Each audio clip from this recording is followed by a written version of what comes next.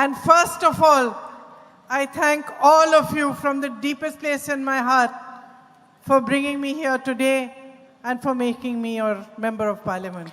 ആദ്യമായിട്ട് നിങ്ങളെ എല്ലാവരെയും ഞാൻ ഹൃദയത്തിൻ്റെ ആഴങ്ങളിൽ നിന്ന് ഇന്ന് എന്നെ ഇവിടെ കൊണ്ടുവന്നതിനും നിങ്ങളുടെ ജനപ്രതിനിധിയായി ഇന്ത്യൻ പാർലമെന്റിലെ ജനപ്രതിനിധിയായി തെരഞ്ഞെടുത്തതിനും ഞാൻ നിങ്ങളോട് നന്ദി പറയുകയാണ്. As you know, and I said in my very first speech here, it has been 35 years since I have been campaigning for elections. This is the first election I stood for my own election. ഞാൻ നിങ്ങളോട് ഇവിടെ വന്ന് പ്രചരണം തുടങ്ങിയ ആദ്യത്തെ പ്രസംഗത്തിൽ പറഞ്ഞതുപോലെ തന്നെ 35 വർഷങ്ങളായി ഞാൻ തെരഞ്ഞെടുപ്പ് പ്രചരണം നടത്തുകയായിരുന്നു. ഈ തെരഞ്ഞെടുപ്പാണ് ആദ്യമായി ഞാൻ തെരഞ്ഞെടുപ്പിൽ മത്സരിച്ചതെന്ന് പറയുന്നത് ഈ തെരഞ്ഞെടുപ്പാണ്. In these 35 years, I must have met millions of people in these campaigns, interacted with many crowds. ഈ 35 വർഷങ്ങളിൽ ഈ പ്രചരണങ്ങൾ നടത്തുമ്പോൾ ഒരുപാട് ജനക്കൂട്ടങ്ങളുമായി ഇടപഴകുകയും ലക്ഷക്കണക്കിന് ആളുകളെയും ഞാൻ കണ്ടിട്ടുണ്ട്. But I just want to say to you that I remember each one of you who has waited for me here in Wayanad. I remember each one of your faces. I remember each child, every mother, every sister, every brother, everyone who has come to greet me, everyone who has waited for me on the side of the streets, outside their houses, brought me a flower, given me a hug, given me a kiss. I remember each one of you. പക്ഷെ ഞാൻ നിങ്ങളോടൊന്ന് പറയട്ടെ, ഈ പ്രചരണത്തിൽ ഇവിടെ കണ്ടുമുട്ടിയ വയനാട്ടിലെ നിങ്ങൾ ഓരോരുത്തരെയും, ഓരോ കുഞ്ഞിനെയും, ഓരോ അമ്മയെയും, ഓരോ മകനെയും, ഓരോ സഹോദരനെയും, ഓരോ സഹോദരിയെയും, വീടിന് പുറത്തെന്നെ കാത്തുനിന്നവരെയും, എനിക്കുമായി പൂക്കൾ കൊണ്ട് കാത്തുനിന്നവരെയും, എന്നെ കെട്ടിപ്പിടിച്ചവരെയും, എന്നെ കുമ്മ തന്നവരെയും ഓരോ മുഖവും ഞാൻ ഇന്നും ഓർക്കുന്നുണ്ട് എന്ന് നിങ്ങളോട് പറയാൻ ഞാൻ ആഗ്രഹിക്കുന്നു. And truly from my heart I thank each one of you for what you have given me. യഥാർത്ഥത്തിൽ എൻ്റെ ഹൃദയത്തിൽ നിന്ന് ഞാൻ നിങ്ങൾ ഓരോരുത്തരെയും നിങ്ങൾ എനിക്ക് എന്ത് നൽകിയോ അതിനുവേണ്ടി ഞാൻ നിങ്ങളോട് നന്ദി പറയുകയാണ്. And the value of what you have given me lies in your love and in your trust. നിങ്ങൾ എനിക്ക് എന്താണോ നൽകിയത് അതിൻ്റെ മൂല്യം എന്ന് പറയുന്നത്, ആ മൂല്യം നിലനിൽക്കുന്നത് നിങ്ങൾ എനിക്ക് നൽകിയ സ്നേഹത്തിലും വിശ്വാസത്തിലുമാണ്. I am in parliament for you. ഞാൻ ഇന്ത്യൻ പാർലമെന്റിലുള്ളത് നിങ്ങൾക്ക് വേണ്ടിയാണ്, ഇവിടുത്തെ ജനങ്ങൾക്ക് വേണ്ടിയാണ്. It is your voice that I will raise. It is your problems that I will try to resolve. It is your beliefs, your values, your hopes and your aspirations that I will stand for each and every day from now until the end. Indian പാർലമെന്റിൽ ഇന്നു മുതൽ അവസാനം വരെയുള്ള എല്ലാ ദിവസവും ഞാൻ ഉയർത്തുന്നത് നിങ്ങളുടെ ശബ്ദമായിരിക്കും, നിങ്ങളുടെ ആവശ്യങ്ങളായിരിക്കും, നിങ്ങളുടെ അഭിലാഷങ്ങളായിരിക്കും, നിങ്ങളുടെ പ്രശ്നങ്ങളായിരിക്കും, നിങ്ങളുടെ ചിന്തകളായിരിക്കും. എല്ലാ ദിവസവും ഞാൻ ഇന്ത്യൻ പാർലമെന്റിൽ ഉയർത്താൻ പോവുക. Today is 4 months since the landslide in Churamala and Mundakai. ഇന്ന് മുണ്ടക്കയിലും ചൂരൽമലയിലും ഉണ്ടായ മണ്ണിടിച്ചിലും ഉരുൾപൊട്ടലും ഉണ്ടായിട്ട് 4 മാസങ്ങളായി. It is 4 months since my brother and I came here and met the victims of the landslide. അവിടുത്തെ ദുരിതബാധിതരെ ഞാനും എൻ്റെ സഹോദരനും ഇവിടെ വന്ന് കണ്ടിട്ട് ഇന്ന് 4 മാസങ്ങളായി. I have spoken about it many times. അതിനെപ്പറ്റി ഞാൻ മുമ്പ് പല പ്രാവശ്യം സംസാരിച്ചിട്ടുണ്ട്. But today I want to say that it has been an inspiration for me to see how Wayanad came together, to see how all those people who had lost so much in their lives continued to stand up, continued to fight and went ahead with their lives no matter what had happened. ഇന്ന് ഞാൻ നിങ്ങളോട് ഒന്നുകൂടി പറയാൻ ആഗ്രഹിക്കുന്നു, എങ്ങനെയാണ് എല്ലാം നഷ്ടപ്പെട്ടിട്ടും വയനാട്ടിലെ ആളുകൾ ഒരുമിച്ച് നിന്നത്, ഒരുമിച്ച് ചേർന്നുകൊണ്ട് മുൻപോട്ട് പോകാൻ, ജീവിതം മുൻപോട്ട് കൊണ്ടുപോകാൻ അവരെ എങ്ങനെയാണ് പരിശ്രമിച്ചത് എന്നത് എനിക്കൊരു വലിയ പ്രചോദനമാണെന്ന് ഞാൻ വീണ്ടും പറയാൻ ആഗ്രഹിക്കുന്നു. I made 2 little friends when I came here that day. അന്ന് ഞാൻ വന്നപ്പോൾ ഒരു രണ്ട് ചെറിയ സുഹൃത്തുക്കളെ ഞാൻ അന്ന് കണ്ടു. One is a young girl called Lavanya who lost her whole family. മുഴുവൻ കുടുംബത്തെ നഷ്ടപ്പെട്ട ലവാനിയ എന്ന് പറയുന്ന ഒരു ചെറിയ പെൺകുട്ടിയായിരുന്നു ഒരാൾ. And one is a young boy called Muhammad Hani who also lost his whole family and tried his best to save them. Only his grandmother was left as a survivor with him. Muhammad എന്ന് പറയുന്ന മറ്റൊരു പയ്യനെ ഞാൻ കണ്ടു. കുടുംബത്തിലെ എല്ലാവരും നഷ്ടപ്പെട്ടു. ആ കുട്ടി എല്ലാവരെയും രക്ഷിക്കാൻ ശ്രമിച്ചു, പക്ഷേ അമ്മുത്തശ്ശിയെ മാത്രമേ രക്ഷിക്കാൻ സാധിച്ചുള്ളൂ. And I want to share with you that while I was campaigning in the election, I was thinking, I want to send something for Hani and for Lavanya. But of course, in the election, we are not allowed to. So I thought after the election, I'll send something small. I sent Hani a message on WhatsApp. And I asked him, do you like soccer? I thought maybe I'll send him some soccer shoes or something. ഞാൻ തെരഞ്ഞെടുപ്പ് ആ സമയത്ത് തന്നെ അവരെ കണ്ടപ്പോൾ ഞാൻ വിചാരിച്ചു അവർക്ക് എന്തെങ്കിലും അയച്ചു കൊടുക്കണമെന്ന്. പക്ഷെ തെരഞ്ഞെടുപ്പിൻ്റെ സമയത്ത് ആ സമയത്ത് പ്രചരണ സമയത്തൊന്നും പറ്റിയില്ല. പക്ഷെ ഞാൻ ഒരു വാട്സപ്പിൽ ഒരു മെസ്സേജ് ഹാനിയേക്ക് അയച്ചു. ഫുട്ബോൾ ഇഷ്ടമാണോ? ഞാൻ വിചാരിച്ചു എന്തെങ്കിലും ഫുട്ബോളിനുള്ള ഷൂകളോ എന്തെങ്കിലും അയച്ചു കൊടുക്കാമെന്ന് വിചാരിച്ചു. He said, no, I don't play much soccer. So I said, what do you do then? What are your hobbies? അപ്പോൾ ആ കുട്ടി എന്നോട് പറഞ്ഞില്ല ഞാൻ ഫുട്ബോളൊന്നും കളിക്കാറില്ല. അപ്പം ഞാൻ ചോദിച്ചു എന്തൊക്കെയാണ് വിനോദങ്ങൾ, എന്താ ചെയ്യുന്നതൊക്കെ ഞാൻ ഹാനിയോടുത്ത് ചോദിച്ചു. And he didn't reply. So after some hours, after I finished all my meetings and road shows for the day, when I picked up the phone, I saw that there was a reply from him and I looked at it. And he had replied, my hobby is helping people.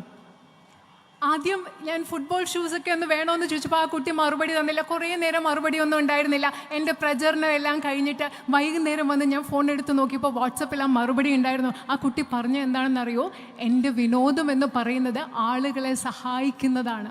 And I thought to myself, here is this child who has tried to save his mother for 6 hours from the floods and failed. Here is this child who has lost every single member of his family, and he is telling me that his hobby is helping other people who are suffering. ഞാനിപ്പോൾ ആലോചിക്കുകയായിരുന്നു, ഇവിടെ ഒരു കുട്ടി, ആ കുട്ടി 6 മണിക്കൂർ അമ്മയെ രക്ഷിക്കാൻ വേണ്ടി വെള്ളത്തിൽ നിന്ന് രക്ഷിക്കാൻ ശ്രമിച്ചിട്ട് രക്ഷപ്പെടുക്കാൻ പറ്റിയില്ല. കുടുംബാംഗങ്ങളെ മുഴുവൻ നഷ്ടപ്പെട്ടു. ആ കുട്ടി എന്നോട് പറയുകയാണ് എൻ്റെ ജീവിതത്തിലെ വിനോദം എന്ന് പറയുന്നത് മറ്റുള്ളവരെ സഹായിക്കലാണെന്ന്. Those words of Hani are a talisman for me. I have written them in my heart. ആ ഹാനിയുടെ ആ വാക്കുകൾ എന്ന് പറയുന്നത് എൻ്റെ രക്ഷാ കവചമാണ്. ആ വാക്കുകൾ ഞാൻ എൻ്റെ ഹൃദയത്തിൽ എഴുതി വെച്ചിട്ടുണ്ട്. Because this child of Wayanad, one of you, is showing me the way ahead. കാരണം വയനാട്ടിലെ ഈ കുട്ടി നിങ്ങളിൽ ഒരാൾ മുൻപോട്ട് പോകാനുള്ള വഴി എനിക്ക് കാണിച്ചു തരികയാണ്. In many ways, the political challenges we face today are like that landslide. പല അർത്ഥത്തിൽ പറഞ്ഞാൽ ഇന്ന് നമ്മുടെ രാജ്യത്ത് നമ്മൾ നേരിടുന്ന രാഷ്ട്രീയ വെല്ലുവിളികൾ എന്ന് പറയുന്നത് ഇവിടെ നടന്ന മണ്ണിടിച്ചിൽ പോലെയാണ്. There are no rules. ഒരു നിയമങ്ങളുമില്ല. There is no explanation. പലതിനും വിശദീകരണങ്ങളുമില്ല. And the behavior of the ruling party, the behavior of the BJP knows no democratic norms, no norms that we normally would adhere to in a political fight. ബിജെപിയുടെ പെരുമാറ്റത്തിൽ യാതൊരു ജനാധിപത്യ മര്യാദയുമില്ല. ഒരു രാഷ്ട്രീയ യുദ്ധത്തിൽ, രാഷ്ട്രീയ പോരാട്ടത്തിൽ പാലിക്കേണ്ട ഒരു ജനാധിപത്യ മര്യാദയും അവർ പാലിക്കുന്നില്ല. Institutions are destroyed. നമ്മുടെ രാജ്യത്തെ സ്ഥാപനങ്ങൾ നശിപ്പിക്കപ്പെട്ടുകൊണ്ടിരിക്കുകയാണ്. Even our basic faith in the electoral process, in other institutions that held our country together, wavers. ഇപ്പം നമ്മളുടെ രാജ്യത്തെ അടിസ്ഥാനപരമായ തെരഞ്ഞെടുപ്പ് പ്രക്രിയയിലുള്ള നമ്മുടെ അടിസ്ഥാന വിശ്വാസം, അതുപോലെ നമ്മളെ സംരക്ഷിക്കുന്ന പല സ്ഥാപനങ്ങളിലുള്ള വിശ്വാസം, ഇതൊക്കെ ഇപ്പോൾ ചഞ്ചലപ്പെടുന്ന ഒരു അവസ്ഥയാണുള്ളത്. And just like Hani's fight is for the basic, for his life to go on from day to day, our fight is for the basis on which our country was built. It is for the basic values of our constitution. എങ്ങനെയാണോ ഹാനിയുടെ പോരാട്ടം എന്ന് പറയുന്നത് ജീവിതത്തിൽ അടിസ്ഥാനപരമായി ഓരോ ദിവസവും മുൻപോട്ട് പോകാൻ വേണ്ടിയുള്ളതാണോ, അതുപോലെ നമ്മുടെ ഇന്നത്തെ പോരാട്ടം എന്ന് പറയുന്നത് നമ്മുടെ രാജ്യത്തെ നിലനിർത്തുന്ന അടിസ്ഥാന മൂല്യങ്ങൾക്ക് വേണ്ടിയുള്ള പോരാട്ടമാണ്. And we require the same kind of courage, the same kind of strength, the same kind of tenacity. അത് മാത്രമല്ല, നമുക്ക് അതേപോലെയുള്ള കരുത്ത് വേണം, അതുപോലെയുള്ള ധൈര്യം വേണം, അതുപോലെ പോരാടാനുള്ള വീര്യം നമുക്ക് വേണം. When I came here during the election, I told you that you gave my brother strength, that I as his sister could see how much courage he got from you. തെരഞ്ഞെടുപ്പ് പ്രചരണത്തിന് ഇവിടെ വന്നപ്പോൾ ഞാൻ നിങ്ങളോട് പറഞ്ഞു, നിങ്ങൾ എത്രമാത്രം കരുത്താണ് എൻ്റെ സഹോദരന് നൽകിയത്. ഒരു സഹോദരി എന്ന നിലയിൽ എനിക്ക് കാണാൻ പറ്റി എത്രമാത്രം നിങ്ങൾ അദ്ദേഹത്തിന് കരുത്ത് നൽകിയെന്ന്. By making me a member of parliament, by showing me your love, by giving me your support, you are also giving me your strength, and you are also giving me courage. അതുമാത്രമല്ല, ഇന്ന് നിങ്ങളുടെ ജനപ്രതിനിധിയായി നിങ്ങൾ എന്നെ തെരഞ്ഞെടുത്തതിലൂടെ, നിങ്ങളുടെ പിന്തുണ എനിക്ക് നൽകുന്നതിലൂടെ, നിങ്ങളുടെ സ്നേഹം എനിക്ക് നൽകുന്നതിലൂടെ നിങ്ങൾ എനിക്കും നിങ്ങളുടെ ധൈര്യം നൽകുകയാണ്, നിങ്ങളുടെ കരുത്ത് എനിക്ക് നിങ്ങൾ നൽകുകയാണ്. I am here to learn from you. I am here to understand your problems in depth. ഞാൻ നിങ്ങളിൽ നിന്ന് പഠിക്കാനാണ് ഇവിടെ വന്നിരിക്കുന്നത്. ആഴത്തിൽ നിങ്ങളുടെ പ്രശ്നങ്ങൾ മനസ്സിലാക്കാനാണ് ഞാൻ ഇവിടെ ഉള്ളത്. Of course, I know about the night ban. I know about the man-animal conflict, the need for health services, the need for better educational institutions. But I am now here to fight for all of this, to work with you, to understand them properly from you. I will come to you. I will come to your houses. I will meet with you. The doors of my office are open to you. The doors of my home are open to you. Anytime that you need anything, I am here to help with it, to serve you. എനിക്ക് ഇവിടുത്തെ രാത്രിയാത്രാ നിരോധനത്തെക്കുറിച്ചറിയാം, വന്യജീവി സംഘർഷങ്ങളെക്കുറിച്ചറിയാം, മെച്ചപ്പെട്ട വിദ്യാഭ്യാസ സ്ഥാപനങ്ങളും മെച്ചപ്പെട്ട ആരോഗ്യ സംവിധാനങ്ങളും നിങ്ങൾക്ക് വേണമെന്നുള്ള പ്രശ്നത്തെക്കുറിച്ചറിയാം. പക്ഷേ അത് കൂടുതൽ അറിയാൻ വേണ്ടി ഞാൻ നിങ്ങളിലേക്ക് വരും. നിങ്ങളെ അത് ആഴത്തിൽ എനിക്ക് നിങ്ങളിൽ നിന്ന് മനസ്സിലാക്കണം. എൻ്റെ ഓഫീസിൻ്റെ വാതിലുകൾ, എൻ്റെ വീടിൻ്റെ വാതിലുകൾ എല്ലായ്പ്പോഴും ഇവിടുത്തെ ജനങ്ങൾക്കായി, നിങ്ങൾക്കായി തുറന്നു കിടക്കും.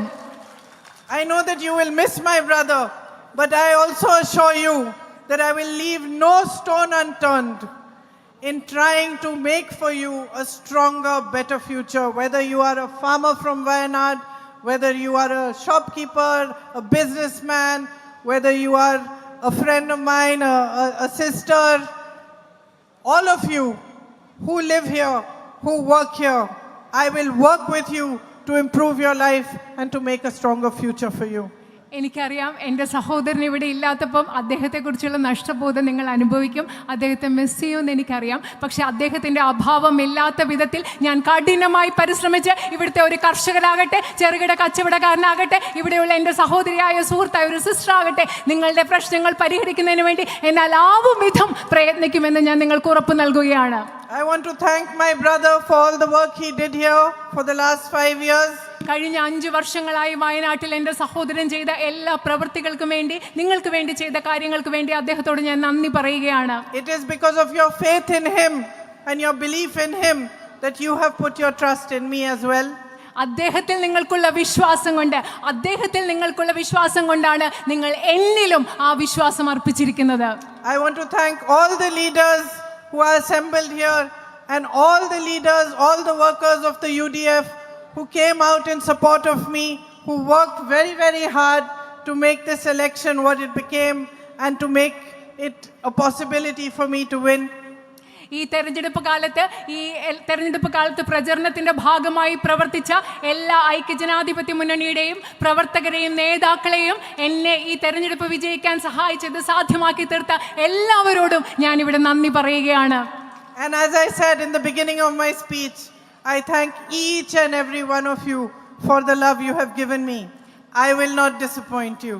ഞാൻ ഈ പ്രസംഗത്തിൻ്റെ തുടക്കത്തിൽ നിങ്ങളോട് പറഞ്ഞതുപോലെ നിങ്ങൾ ഓരോരുത്തരെയും, വയനാട്ടിലെ ഓരോരുത്തരോടും നിങ്ങൾ എനിക്ക് നൽകിയ സ്നേഹത്തിന് ഞാൻ നന്ദി പറയുകയാണ്. ഒരിക്കലും ഞാൻ നിങ്ങളെ നിരാശപ്പെടുത്തില്ല. നന്ദി, ഓരായിരം നന്ദി.